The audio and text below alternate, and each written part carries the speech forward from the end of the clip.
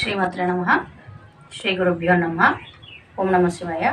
మనం ప్రతిరోజు ఉదయం నిద్ర లేవగానే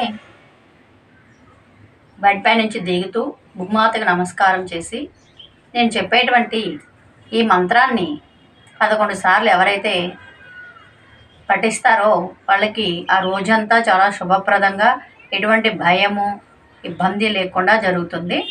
అదేంటో తెలుసుకుందాం.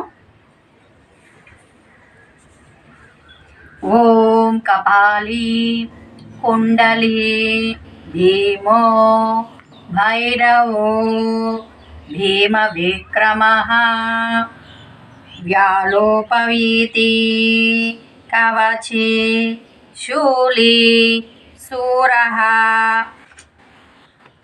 శివప్రియః